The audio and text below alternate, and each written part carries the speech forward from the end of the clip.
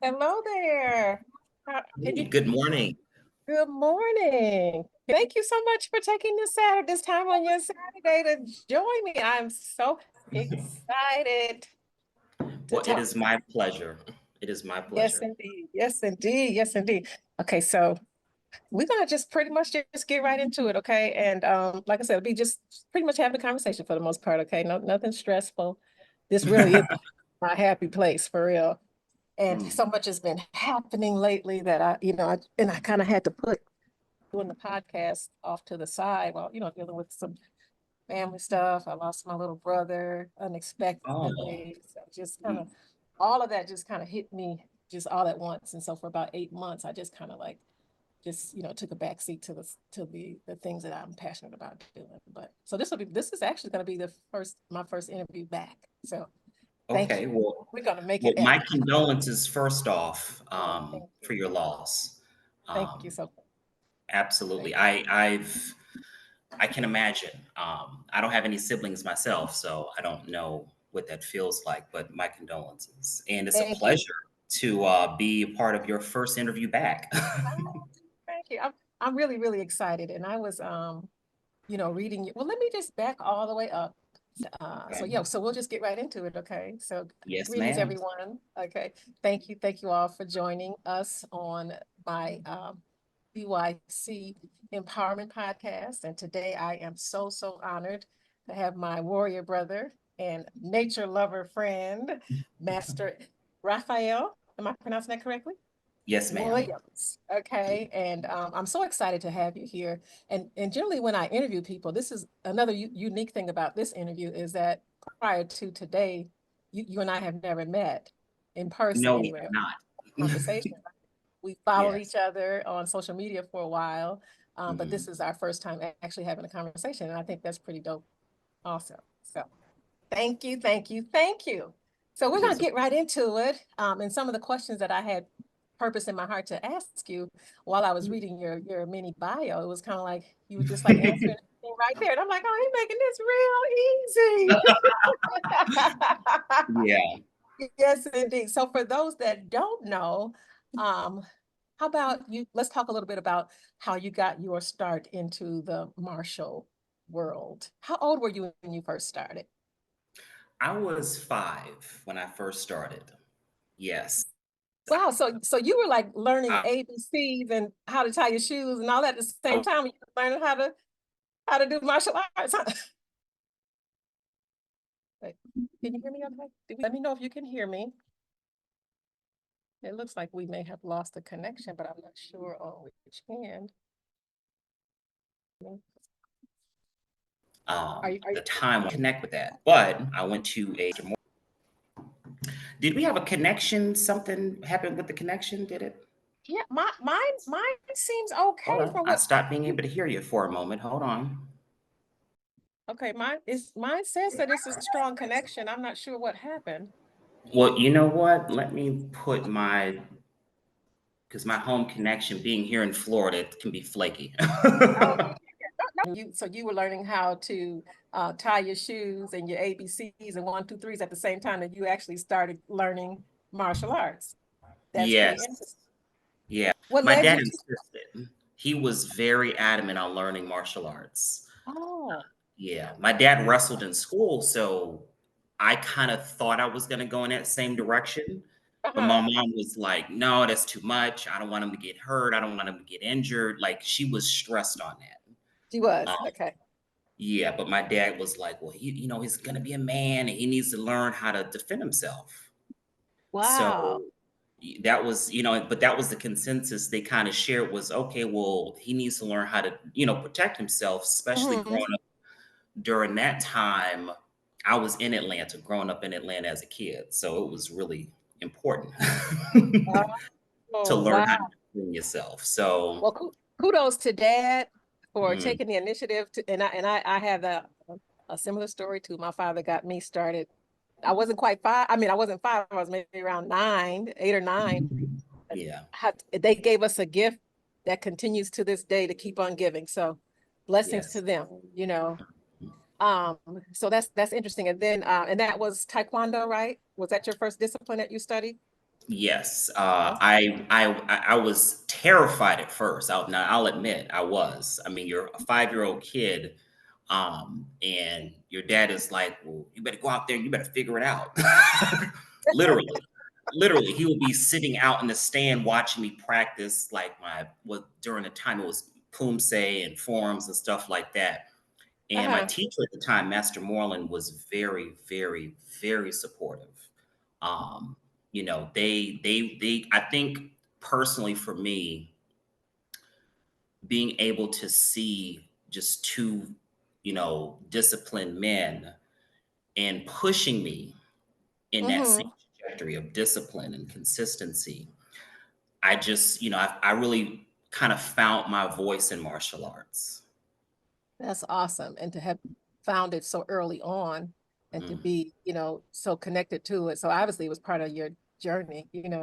Um, it was meant to be a part of your journey, the fact that you're still doing it today and sharing it with Yes, us. But we'll get into that in a little bit. So yes. what city, where were you born? So I was born in Boston. Okay. And I came to Atlanta very young because it was a consensus also that it's too dangerous up there to be raising my kid. Yeah, yeah. Boston was rough in the 90s. So I can't, I can imagine if I would have grown up there versus growing up in Atlanta. It's two totally Wow. different So did you worlds. so did you do like high school and everything in Atlanta? Yeah, Yeah, graduated that's high interesting. school. That's where I'm in Marietta now. I've been in Georgia now. I've lived here for about maybe 13 years. Okay, So 13 yeah, years. so That's a good, you're seasoned now. yeah, right. And so now you're in Florida? Yes, yes. I love Yeah. it. I I love bet it. I bet you do. I'm like, what is there Yeah, not to love about it, right? So yeah. let's talk a little bit. So then when if I remember reading correctly, and you correct me anywhere that I'm wrong. So Mm. was it after high school that you started where you picked up the bow and the tonfa and started training in different disciplines? Yeah, let's talk Yes. about that. Let's talk about that a little bit because I get one of the another reason that I wanted to really talk to you is because I get so inspired when I see somebody else that seemingly loves that bow as much as I do, you Mhm. know, and to be just so connected with it, you know what I mean? Like it's an extension of like who you are. And I can feel that when I watch you do your Ah, katas and your forms and things like thank that. you. So you're welcome. So I get inspired and I said, I really want to talk to him about that. And then to see you practicing outside and everything like that too. So let's unwrap that. So how did you end up there, like practicing those styles? So I didn't learn the bow. I didn't learn the tonfa. I didn't learn any of that till after high school in my Mm-hmm. early 20s. So like between 19 and 20, when I was even in the phase of finding myself as a young man. You're 19, 20, and you're out in the world. You're figuring Uh-huh. some stuff out. More or less, you're figuring yourself out and how you fit in the world. And Uh-huh. during that time, um, I did competitive fighting off books, Okay. and but I loved it. And it's funny when I really think back on it. It's like, my God, I made some really reckless choices and decisions back then. But I learned some incredible life lessons, and Yeah. I met a couple of awesome people. And one of the people I met was the person who taught me the bow and tonfa, and mostly what style of karate I study now, Master Max. And Okay. he was based here in Florida too, but we met in Atlanta because him and his wife Oh, were okay. there. Okay. And so I didn't meet him till I had to fight him, and I lost horribly, horribly. Wait a minute. So were you still in high school then, or had you Graduated, yep. So graduated then? Okay. so Okay. by then, we're talking in my 2021. I'm heavy Okay. in, competitive, Okay. not so safe fighting. Um, Okay. and I met him through a match, and I went in with the taekwondo mentality. Ah, Exactly. So yeah. at this time, I didn't know how to really apply my taekwondo skills in practical, just live combat, because that's Uh-huh. something that genuinely just wasn't taught. So Yeah. when I got my butt floored, we actually talked about it. We chopped it up right Okay. afterwards, and he was like, "Brother, you have some real potential and skill, but it doesn't seem like you know how to connect with it. Okay. And when I can't forget that. He says, it doesn't seem like you know how to connect with it. And I was like, connect with it. And for me, it was at that point I needed to learn how to really connect with martial arts, not Mhm. just study the forms, do the technique, but I needed to find a way how to connect with it, especially if I'm out here, doing these matches. So Yes. I trained with him extensively after that because Ah, I can totally relate because and what that just indicates to me is that you were a true student of the arts. Master Master Raphael, can you hear me? I can hear you when we Okay. lost connection again. Do you think so? You think it's a connection over on your end? I swapped it to my actual hotspot to my phone. Oh, It's technology. Wow. it's okay. And you know what I was thinking about? I said, well, part of this might be my thought, and I say that not because of the connection issue, but because of a vow that I made to my creator was that I would not ever start an interview or anything that I'm doing that I know that he gifted me to do without giving him first thanks and praise and asking him to put his hand upon it before it even goes anywhere. So in my Mm. excitement, please forgive me, Father, I forgot to acknowledge the Most High. So I want to take the time right now to do that because I know that I am nothing without him and that it is Absolutely. because of him that we are both here. And as a matter of fact, when I reached out to you, and I think this is just an interesting story that is going to stick with me and resonate for a while. When I first reached out to ask if you would be the guest on my show, when you did respond, your response was, yes, I prayed about it. I'll do it. And I thought, wow. You know what I mean? And I said, I think I responded back, oh, man, that phrase. Now, that is refreshing to hear because Yes. a lot of times people are, for whatever reason, they just don't give God his place in things, even though it's him that allows us to even be able to do anything that we do. They let ego get in the way and yet it may be gifted and talented and all that, but they just don't give the glory to who it should be given to. So I want to take the time right now to stop and say, thank you, Father, for this opportunity to be able to talk to my dear brother right here. And I ask that you would bless this interview, that you would put your hands upon it, God, and that anybody that watches it, that they would get something out of it, that they would be inspired. But we first want to always give you the glory because it's because of you that we sit here and chop it up, literally chop it up today. Yes, So literally. thank you. Yes, Yes, yes, indeed. Yes, indeed. So it doesn't matter how many times the connection goes off. Like I said, we'll be able to fix that down the line. But I think we were talking about. Oh, so then you started to practice with him after you all had that conversation after you met him in the ring and got schooled a little bit or whatever. But it was again, yeah. it was part of the journey. So the reason why you sit where you sit right now. So Oh yeah. Oh yes. yeah. And to be humble enough at a young age too, to take that and not let your ego get in the way and to just, because it was, and for him, kudos to him too, to give you that back, to pay it forward like that. So those are the people that I like to be around. So yes, indeed. Okay, Yes, cool. yes. And so now, do you have a favorite weapon of all the weapons that you practice or that you've So, learned? I've thought about that all week. I'm like, what is like my favorite weapon? um, Between the spear, the bow, and the tonfa, I have to say it goes back to the bow because the bow gives you the best foundation on how to learn the other weapons. And I could be wrong, but just from my own experience of studying the bow, because it allows you to explore how your body moves. I think Mhm. it's a great prerequisite to the other weapons, which is what allowed me to kind of delve into the spear, how to delve into the tonfa, because I needed to learn that my body can move differently versus just kicking, punching, and doing forms and blocks. Okay, that makes Mhm. that makes sense. That makes sense. And so then I wanted to ask you, let's move forward a little bit about in 2013, your journey to Japan for the first time. Oh man. And let's unwrap that. I got to go in 2015. I thought I was going for one reason, but ended up something totally different. But I like your story a lot better. So let's talk about how that first trip over to Japan and how enlightening that was for you on your journey. Absolutely. So I went on a whim, literally. When you're young and you think you're doing pretty good in life, you kind of make bolder choices. Mhm. You make much more bolder choices than versus what you probably would do when you're older. So I knew I always wanted to go to two places, China and Japan. And I went to go for the purpose of martial arts. So I booked a ticket, got a visa. It was actually fairly easy. You just needed a passport, really, and no criminal record because they're real strict on that. Oh, you went on a whim for real, huh? Okay.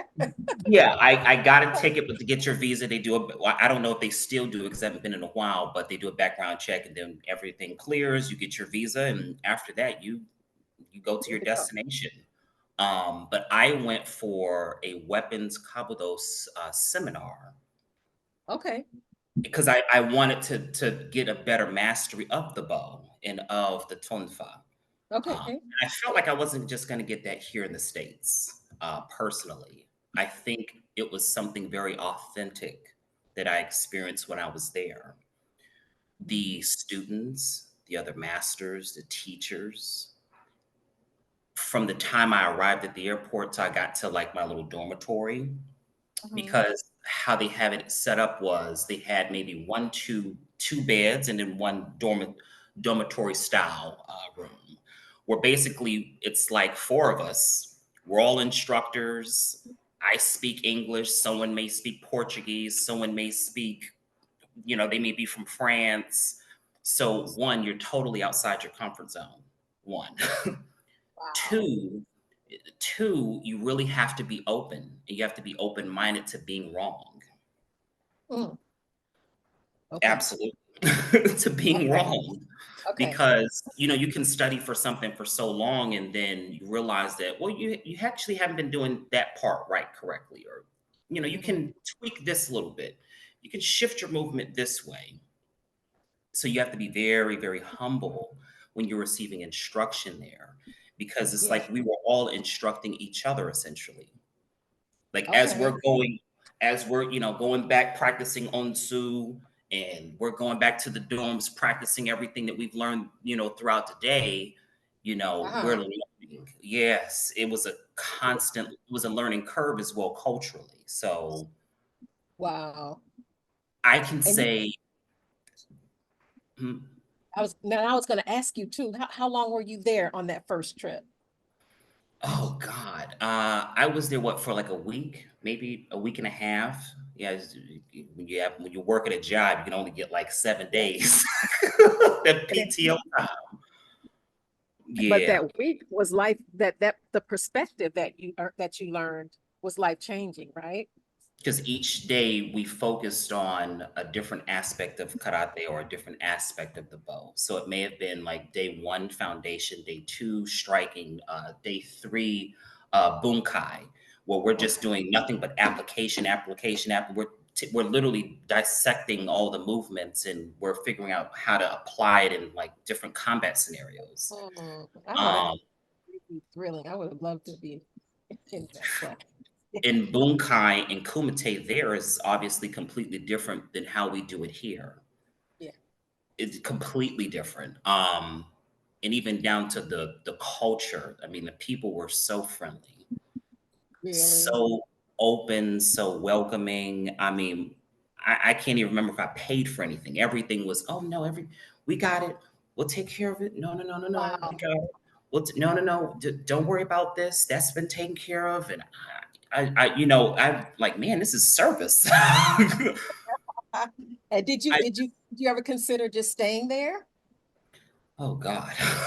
Uh-oh. If God wills, Oh, okay. if Okay. God wills, Okay.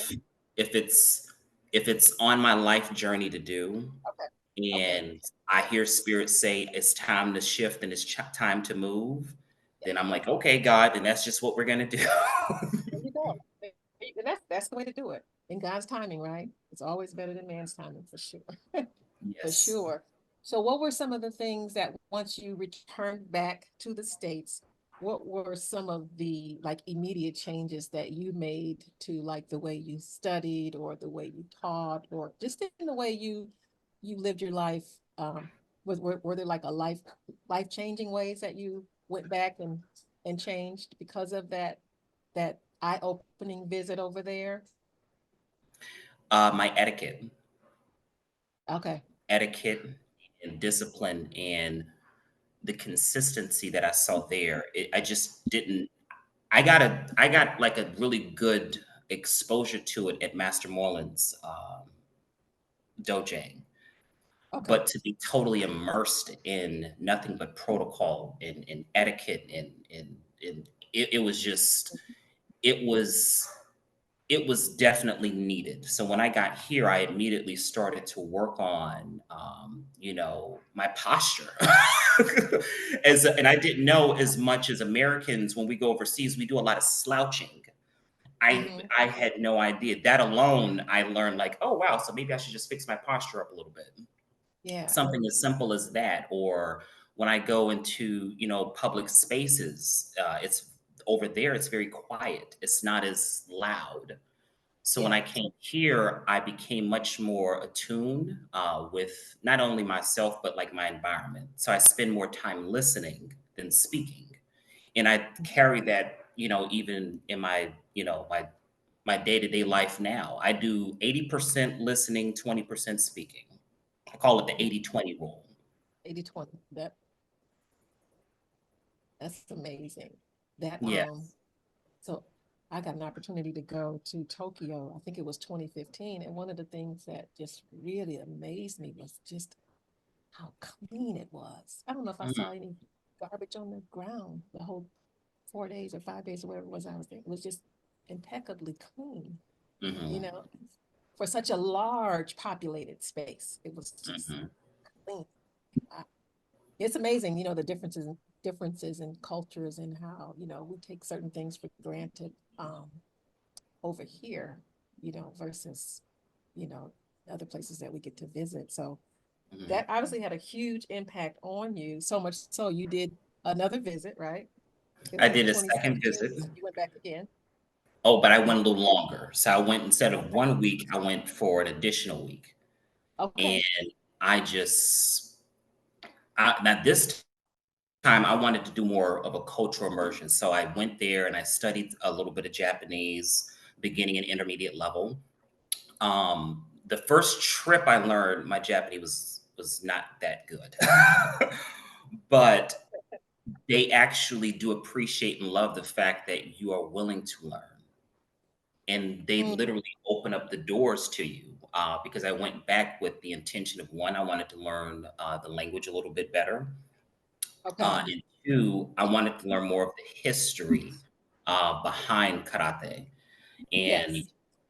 and even in that, I kind of got immersed in Kyokushin karate. Um, I kind of got immersed in judo, jujutsu, just understanding the history. Okay. Because what I was not aware of is, well, karate just didn't come from mainland Japan, it came from Okinawa. And then Hmm. from Okinawa, it came from southern China. So then I said, well, man, I need to take a couple more trips then. um, Okay. for me, it's because this is my craft, and I understood it then that martial arts is a craft, and I have to understand all of the tools at my disposal as a martial artist. So if I'm going to do it and do it well, I need to go to get as close to the origin point as possible. Hmm. So I Yes. went back, stayed at the dormitories. I studied amongst the different instructors. A lot of these instructors, the second go round, were mostly all Shotokan instructors. Okay. So the forms in the martial structure was slightly different, but the principles was still the same, Okay. essentially. Just Shotokan has wider stances than just standard Okinawan karate, which is Hmm. I've definitely noticed. Definitely noticed. Um, Yeah. but I spent more time actually kind of getting to know the city of Kyoto. Like I had a chance to go to one of their, they have a hot spring hotel, which is still there. And it's kind of like reminiscent of like Edo, Japan. So they kept it completely intact. Okay. It's very historical. So they let you kind of immerse yourself like how it was to live back then, sleep on the floor, go into Mhm. the hot spring. It was amazing. So And I you got a went there, chance to really embody the whole culture. You have more time to really just, went wow. to the tea ceremonies at least about Tuesdays and Thursday. We would go and Okay. do our Japanese tea ceremony. And I learned from them, even this go around, is to be more present, to be more in tune with what's going on right now in the moment. I mean, I'm focused on, the future's gonna be there, but it hasn't gotten here yet. And so what I realized is, the Japanese, they were so present in everything that they were doing. They were very intentional. Now, the first time around, I just didn't, like, I got a taste of it, but this time, maybe because I spent more time there, Mhm. I got to really immerse in, that level of dedication and discipline to just what we may think is menial task. Well, that's not menial task for them. Every task has a distinct reason and purpose behind it. So they're moving as such. When I learned that, I took that and I ran with it. Okay. Mm, Okay, I get that because then it's more really like I said, a way of life, just outside of just the martial aspect of it, but just the whole way of living, right? So then is mm, that where you started to where you talk about like the spiritual aspect of life and implementing that into your studies and into your teaching and to developing, helping to develop other people to be more well-rounded versus just thinking about the combat part of things, yes. because anybody can go out and, learn how to fight and, do that, but to just become really, productive citizens in society and just to become, wholesome individuals.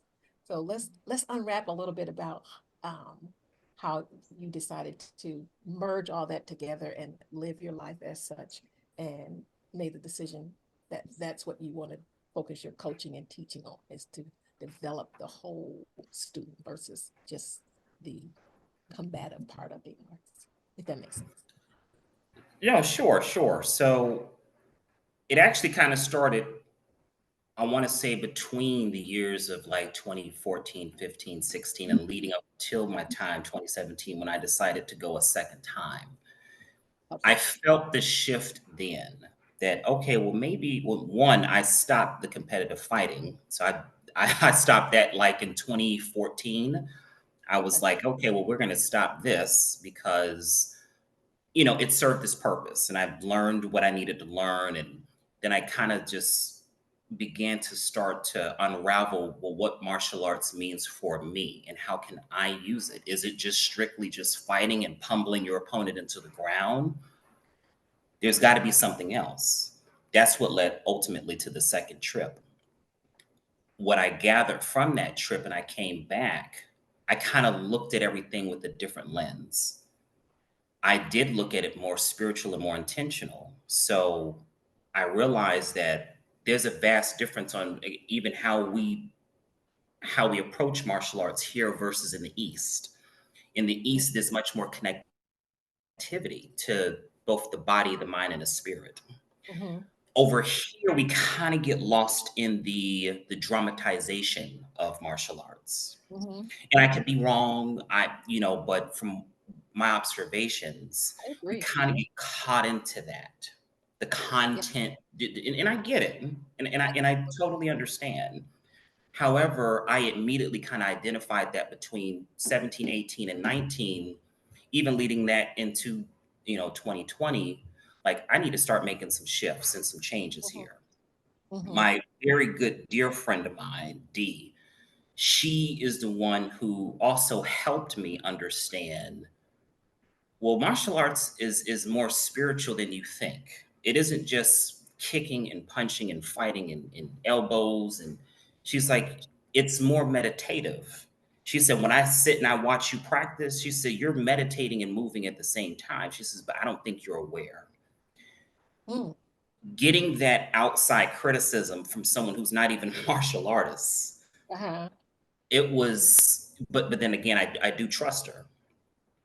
And I took it and I prayed on it. And that's what spirit brought to me, is that at some point, martial arts should be an expression of what your spirit is. So if your spirit is positive and your spirit is good and your spirit is light, the world's going to see that through your practice and through your martial arts. So I had to make a conscious effort to become more meditative and more in tune with what is my approach with martial arts. Is Mhm, it combat? Is it self-defense? Is it killing? Is it life-giving? Or is it all those things? mhm, So it's over the years, it became very philosophical for me. I started, reading and, getting more in touch with even more a lot of the literature that a lot of martial artists have written over the years, just kind of getting their insight. And eventually, most masters can agree, well, after all the fighting and all the war, your yeah. soul desires some sort of solace and peace. Mm, It seeks something higher beyond, you know, pummeling, flipping somebody on the ground. It's almost like we're just experiencing maybe a fragment of, you know, God's grace, maybe. ah, yes. Yes. And I think, and that is the fact that the way that you put that and brought that all together was is leading me right to the next thing that I did want to talk about. And you mentioned, you said God's grace, because I'm at a point in my, I've been studying for a long, long, long time. But I'm at a point now where at the end of the day, it's like, you know what I mean? All the other, the ego and and all that other stuff, it doesn't excite me. It really never did. The titles and all that, I'm grateful for, but never never excited me. Really never did. Just like when I respond to you as this is Deidre. You know what I'm saying? Because I watch how people that are very talented, very gifted in what they do, but the whole idolization of it is, you know, where it's like edging God all the way out of things. It just put a terrible, terrible taste in my spirit, in my mouth, and I just, I have to do.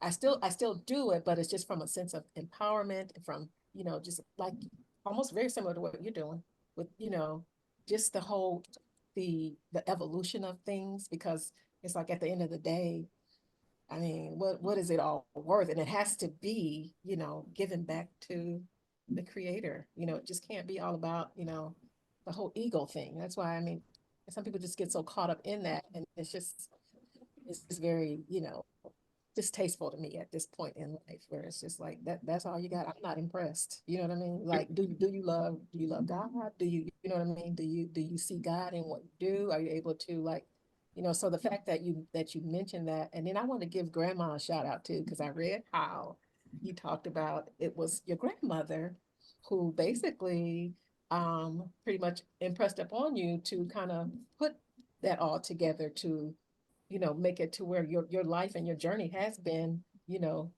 God led, in the sense of using your martial arts to help others. So shout out to grandma for Oh yeah, oh Granny. She God rest her soul. Um, she was a minister while she was here on this in this life, and okay. she did it for, oh gosh, she was in the church 40 plus years. And Wow. when I went to live with her, even after high school, we our relationship was very, it was energetically transformative, and I'm gonna say that because you go in and we didn't know each other that well. Um, and then we build a relationship and a bond based off of, okay, well, this is what God has for your life. And that's just how she approached it. Well, baby, this is what God has for your life. And you're very gifted in martial arts. I want to help and support you. However, her biggest thing, even, in my adult years, if God is not the head of it, don't touch it. That was just her thing. She said, if you don't put God first, whatever it is going to fall apart. And so I just keep that in mind in whatever I do. Even then to now, our relationship again was very transformative, from not being totally unfamiliar with each other to being almost close to, being best friends, to the, time she left here. She would say the same thing over and over. She's like, as long as you are doing what God is telling you to do, and the spirit is operating in you through your martial arts, she said, you'll never have a problem. But she said, the moment you begin to allow the world to dictate your martial arts, she said, it's just not going to be good. So I've kept that in mind for a long time. Oh, Granny, you say you didn't know each other very well, but I beg to differ. I mean, as you think about the DNA and the connectivity of spirit, and how spirit is so much more advanced and mature than we are on this physical realm. She Hmm. probably knew you better than anybody, because you are her. You know what I mean? You come from, Yeah. that's where you come from. So, Yeah. man, that's a beautiful story. That's a beautiful story to hear. And the fact that you took heed to what she said, and that you're living your life like that now, I know she has to be very proud watching over you. And let's roll right on into the book. And Okay. yes, indeed. So congratulations on Thank authoring you. the book. And then I wanted to talk about, before we even talk about that, because even the title of the book, The Heart's Winter and Soul's Summer, the first thing it makes me think about is nature. And like I said, always seeing you outside. And so somewhere they have to connect too. So, so let's talk about the title, and let's unpack that. Ooh, all right. Well, the title of the book, The Heart's Winter and Soul Summer. I prayed about that title actually. I I didn't start putting the book together till about 2021. Okay. I had a compilation of just writings for years. From, I want to say, starting around 2016, 2017 is when I started really writing, but it wasn't really cohesive. It wasn't together. I remember one of the words my grandmother did say. She said, I need you to do two things. She said, I need you to write a book. And she said, I need you to be a life coach. She said, because you have quite a bit to give back to the world. She said, just remember, just keep God in it. But I want you to write your book, and I want you to be a life coach. So she passed in 2015, and I never forgot it. Just, lifed. so Life, right? So life lifed, but I would write constantly. And Okay. so again, my very good friend D, who I actually met in 20, I believe we met in 2014, she was already an author. And so, and she knew my grandmother very well, even when she passed. And she said, year after year, you're going to write that book. You're going to write the book. All right, I think you should write the book. Uh, what are you doing with the book? She would constantly be on me about it. So it wasn't until like a little later where I said, okay, I'm going to work on the book. um, so I really, really got inspired during the pandemic, of all places, to really start putting it all together. I had nothing but time, to be honest. I had nothing but time to train and Yep. really decide, okay, well, I have the time to put the book together. Let me start putting together the different chapters. Let me start create names for the chapters, and the preface, introduction. By then the title still wasn't even here yet. I was just basically kind of laying the foundation of what I wanted the framework of the book to be. Okay. It was Yes, actually, yeah, it was 2021 when I moved back to Atlanta from Orlando. Oh, really? Yeah, so I went during the pandemic in 2020. I left Atlanta, went to Florida for a while to live with my family, and it was absolutely wonderful. But I came back for a job opportunity, and I did. Um, Okay. but I still, in my mind, I kept thinking like I need to get this book out. Like I just it got to the point where I just couldn't stop thinking about it. So even though I'm at work, I'm still working on it in some point. It wasn't until later on that year, um, in 2021, I was just laid up in the middle of the night around 11, 12 o'clock, and I got all these composition notebooks wide open, my computer, my laptop, and I'm sitting there. I'm like, oh my God. I said, I really need a title for the book. And something said, pray and ask me. Okay. And I said, okay, you said pray and ask you. So I prayed about it. I went to sleep, and it was like 5, 6 o'clock in the morning. I woke back up and I heard the heart's winter and soul's summer. And I hopped out of the bed and I said, what? You serious? I said, well, let me first make sure that this title isn't already being used because I've never heard something like that. The heart's winter and soul's summer. I said, my God, that just sounds so profound. And I said, okay, well, it seems to be legal. I can use it. So I wrote it down, and I kind of thought to myself, I said, but what does this mean for me? Like, when this title, how do I connect with it? And I had to, in that moment, as the title has came to me and I wrote it down, I also thought, okay, it's time to really get some stuff unpacked and start the healing process on some other stuff. Hence the heart's winter.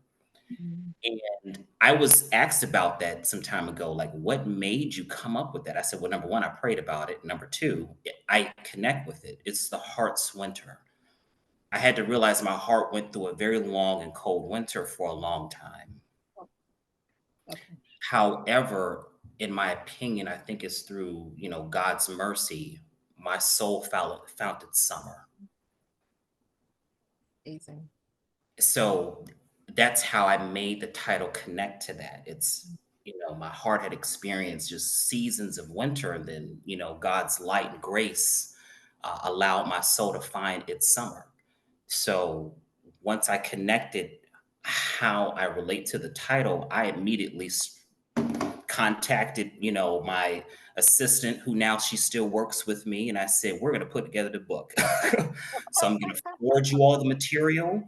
We're going Yes. to get this published. And she's like, well, where did you come up with this? I said, don't ask. I said, just get it done. I said, we'll talk about it afterwards. Mm-mm. Incredible.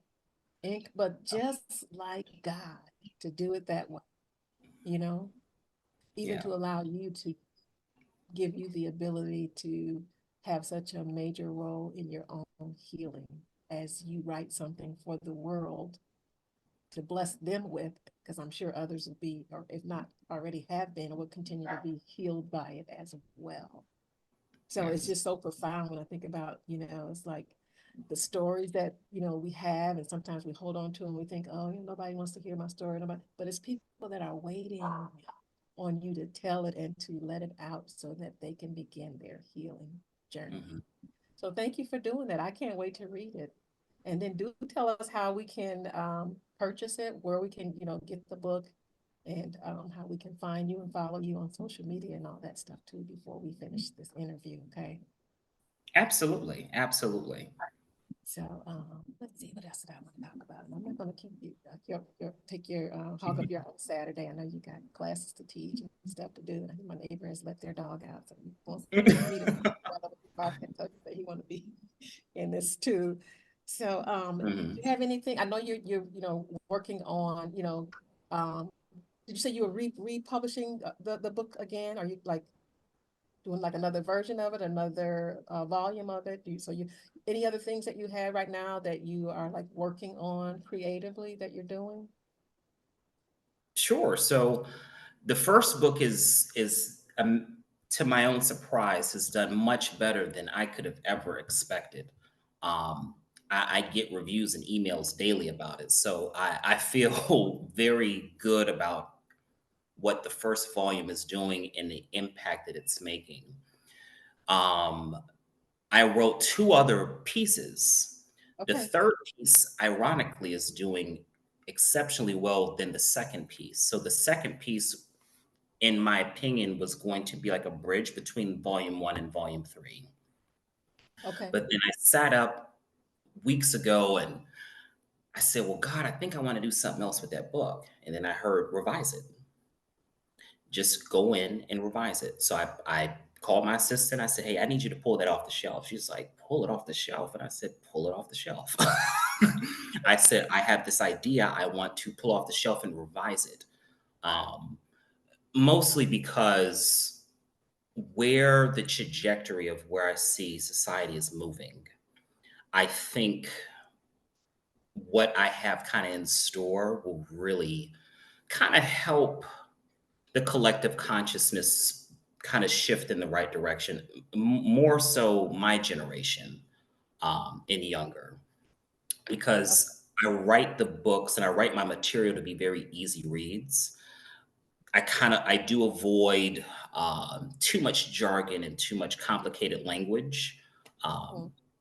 because I just made it very clear. I said I want my literary material to be easy read for across the board. So from the CEO down to the cat at the hot dog stand, I Mhm. want everyone to be able to have an opportunity to read and then gain something from it. So Amen. that's what prompted me to say, I'm going to do a retouch on that. Okay. Oh, So that's essentially, I'll have that redone, and that's a project that I'm looking to release later on in the year. okay. Okay. Well, do keep me posted so that I can get it for myself first and foremost, and then share with other people too on any of the platforms that I use. Um, let's see. And so, how do people follow you on social media, Instagram, and all of that stuff? Because I'm sure Sure. that I know you got a lot of followers already, but Mhm. I'm sure that for the new ones, that the people that'll see this interview that have not had an opportunity yet to know how dope you are and how skilled you are and how God-fearing you are and all those good things. So how do they find you best? Sure. So, people who are not familiar with my work, they can follow me on Satori the Seer. That is S as in Sam, A as in Alpha, T as in Tango, O as in Oscar, R as in Roscoe, THE Seer, SEER. So you can type that in and you can find me on Instagram. My first book, The Heart's Winter and Soul Summer, you can find it on Amazon. You can find it on Barnes and Noble. I Okay. actually just found out the other day from a client, hey, it's on eBay as well and Walmart. And I was like, really? That's pretty cool. I said, wow, Walmart, that's crazy. Um, like that's like, oh, okay, that's interesting. Pretty cool. So yeah, so it's also available not just in the US, but it's available in Canada, in Europe, Okay. which is also Wow. cool as well. That's awesome.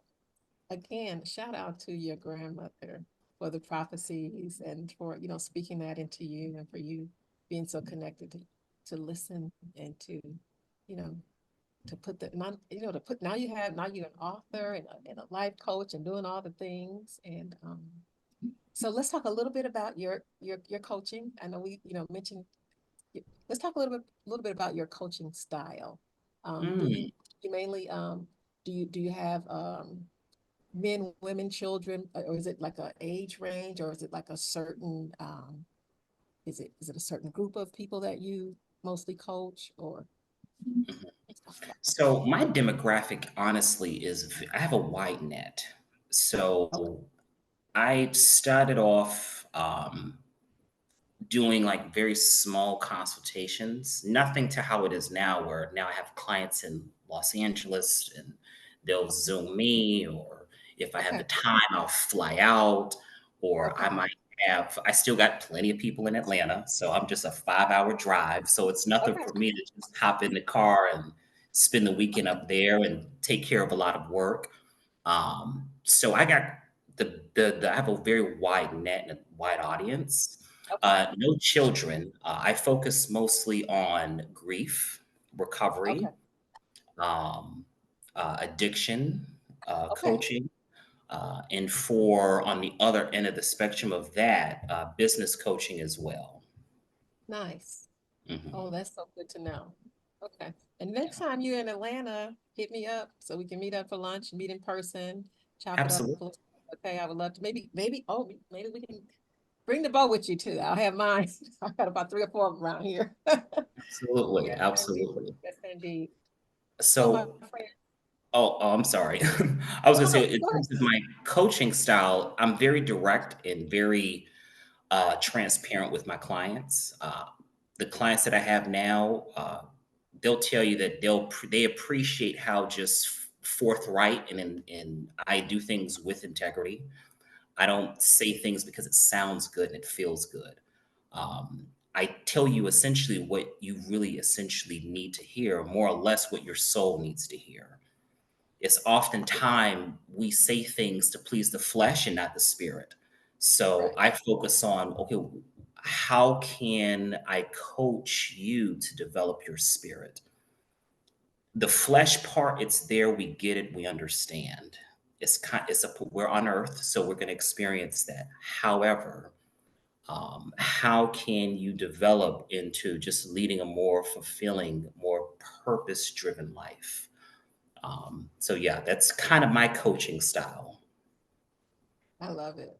Purpose-driven life. And that's what's needed now, because I believe that we all have purpose.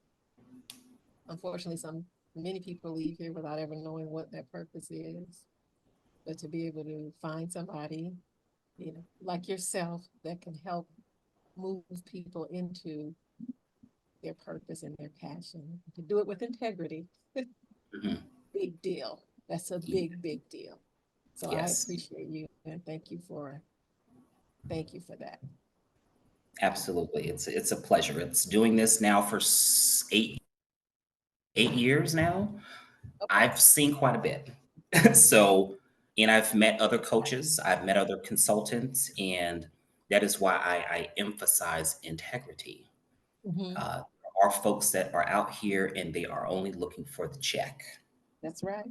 And so their behaviors and their decisions and choices are leading them to only focus on that.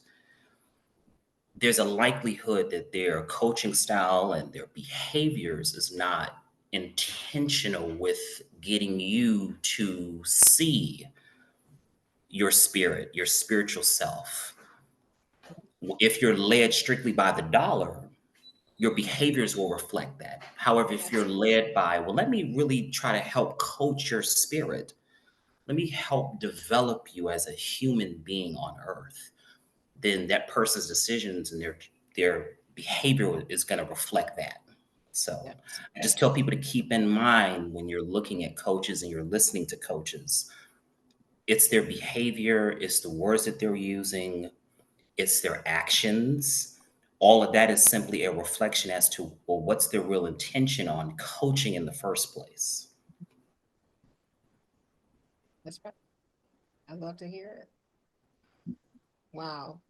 So I love everything about that. What you said is so true because there's definitely a need to have more people around that are really, truly driven by integrity and, you know, and God's purpose and all that. Because, I mean, it's only a matter of time for the ones that are doing things without the integrity or just for the dollar or just for the ego or whatever.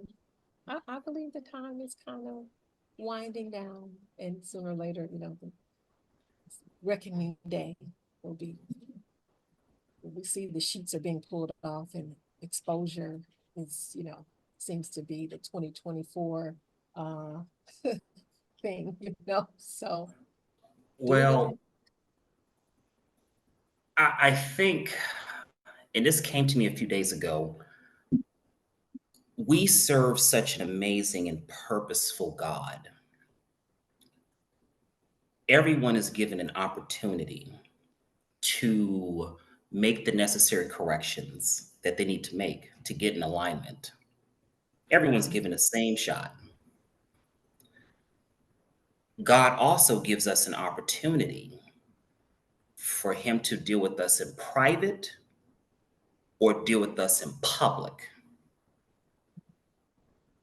That's how merciful and how powerful God we serve. I'm gonna give you an opportunity. I'm gonna sit you down, and I'm trying to deal with you in private here. Mhm. However, some people don't like that. Some people are a little bit more hard-headed than others, so they have to be dealt with in public.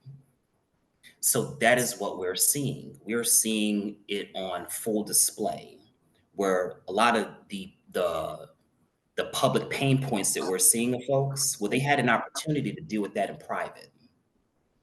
Right. And then, just to piggyback off what you're saying, another thing that we're seeing, and I know that we will see more of, we are seeing people that we have made idols out of fall. Because anything, and I'm learning this more and more, Mm. anything that we give more time to than we give to God, anything that we give more reverence and praise to is an idol. I don't care what you call it. And he's a jealous God. Sooner or later, idols are gonna fall. So, but like you said, he gives us time. He's so merciful. He's so merciful. He gives us time, to get it right. And then certainly we don't want our grace to his grace to run out on us. But I think he's given us ample time and shown us by examples of others on, what that fall could look like. Because nobody's above it. Nobody's Mhm. above, you know. So good brother, just keep spreading the word the way that you do in your own unique way that God has given you and gifted you to do it. And I can't wait to talk to you some more. And again, I'm so honored that you have given me an opportunity to chat with you, to get to know you. And let's do this again. Absolutely. Again, it was an absolute pleasure from the Grandmaster herself. Oh, please.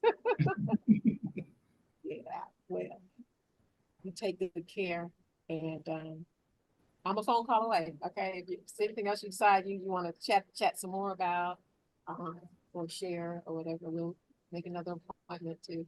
It's getting a little loud out here. I think my other neighbor on that side turned on their central air, so we're hearing this noise over here on this side.